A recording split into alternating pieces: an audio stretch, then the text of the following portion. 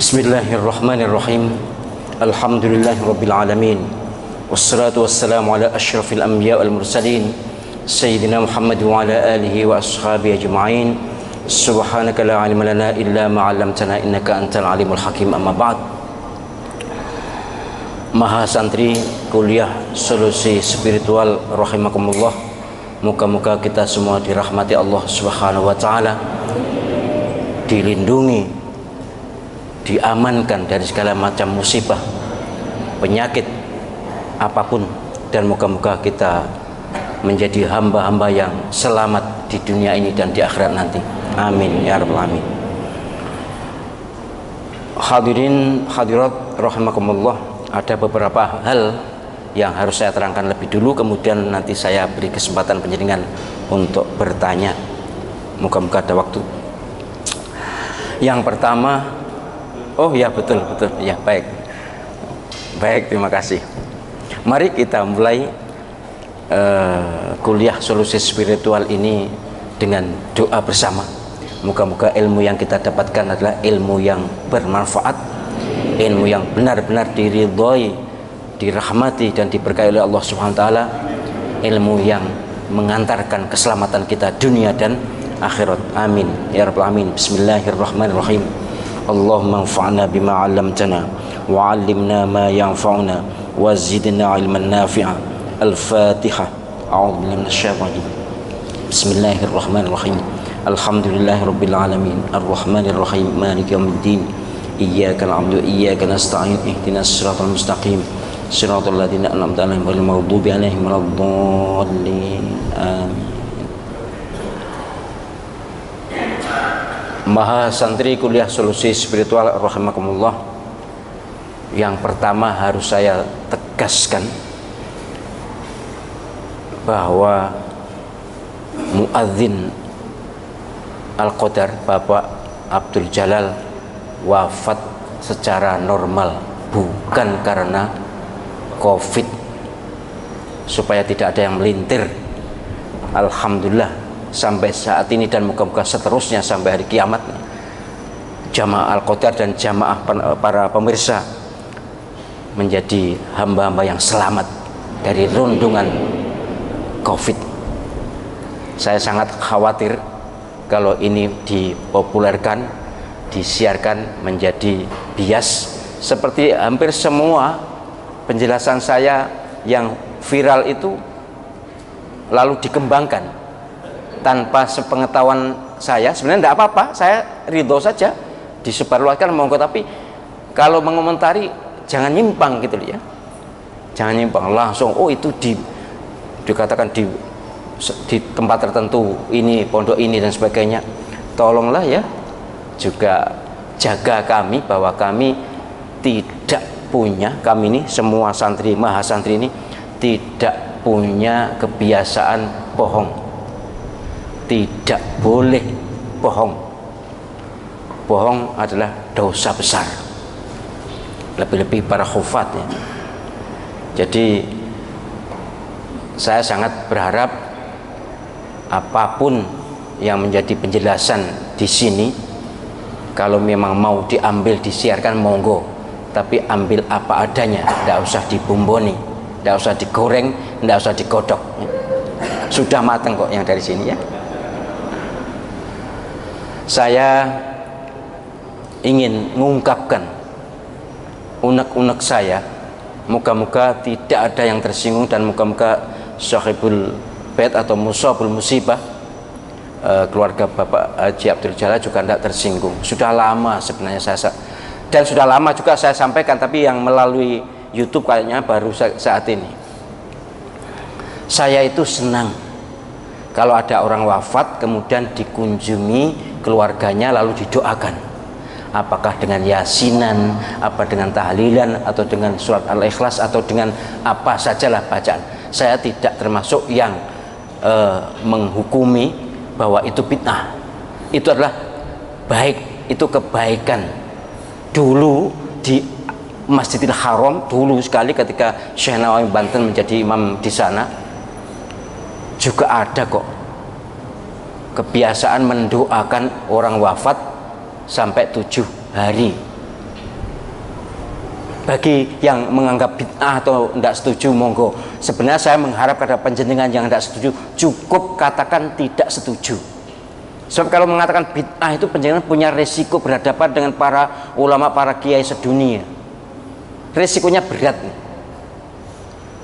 Pemahaman agama panjenengan belum cukup untuk mengatakan bid'ah kepada para ulama senior kita. Jutaan kiai lintas zaman, jutaan ulama lintas zaman sudah mengamalkan begini, lalu dicap bid'ah oleh anak kemarin sore. Kalau memang panjenengan yakin, bagusnya nemui saya, tidak usah kemana-mana, temui saya di Masjid Al-Qadar ini, kita dialog baik-baik. Tapi menurut saya sudahlah, semua orang Islam ini punya guru, gitu. Panjenengan punya guru, siapapun punya guru, dan guru itu juga punya guru lagi, punya guru lagi, punya guru lagi, juga punya kitab berdasarkan dalil, pemahaman yang berbeda. Jadi yes, koyok kunut, koyok apa ya, kayak gitu-gitu saja lah. Koyok kiroat Al-Quran yang sudah mutawatir itu sudah mutawatir, masih ada macam 7. Masalah aurat ini sudah jelas disepakati oleh para ulama, tapi sepakat ayatnya, sepakat hadisnya, pemahamannya ternyata berbeda kan. Jadi saya seneng kalau panjenengan punya tetangga terkena musibah, bukan sahibul musibah ya, musabul musibah, orang yang terkena musibah itu didatangi, dihibur, syukur panjenengan ada oleh-oleh apa gitu, bagus sekali.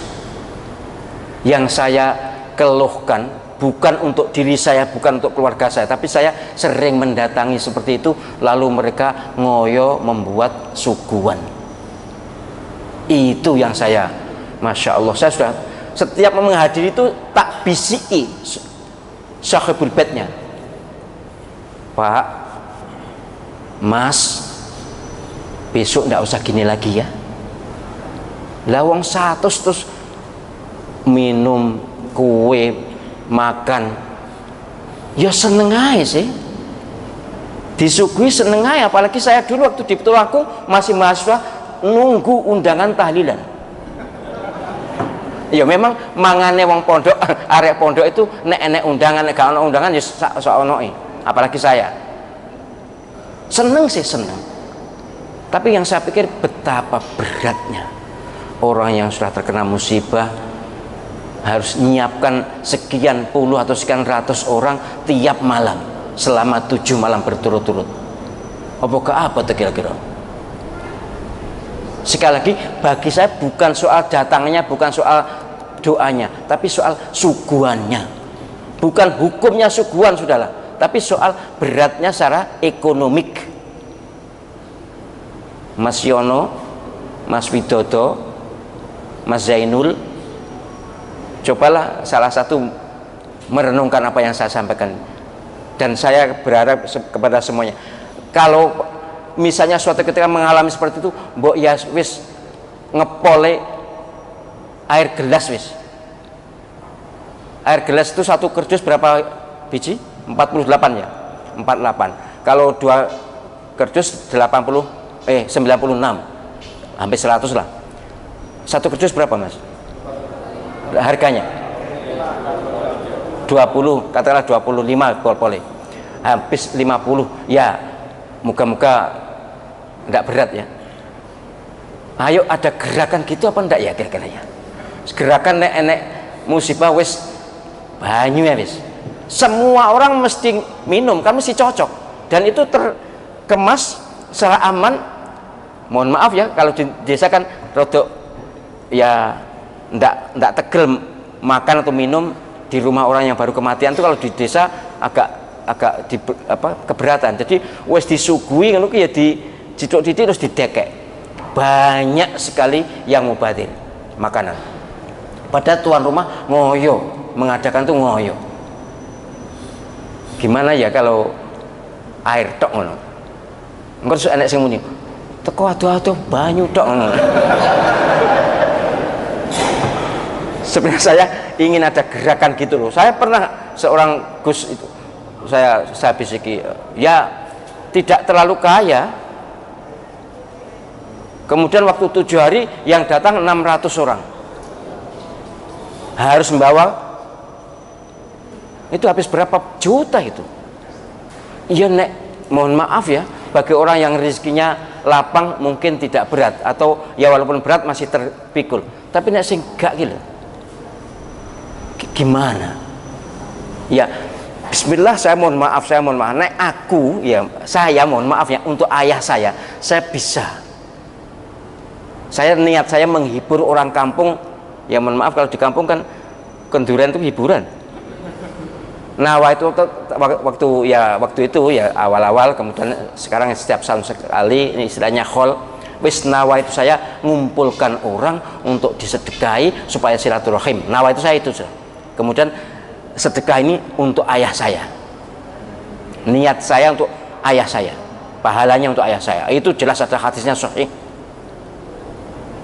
Orang yang tidak setuju silahkan tidak setuju, tapi saya punya dalil untuk ini, punya hujah untuk ini. Bukan hanya saya sih, ribuan ulama di dunia, bukan hanya Indonesia kok.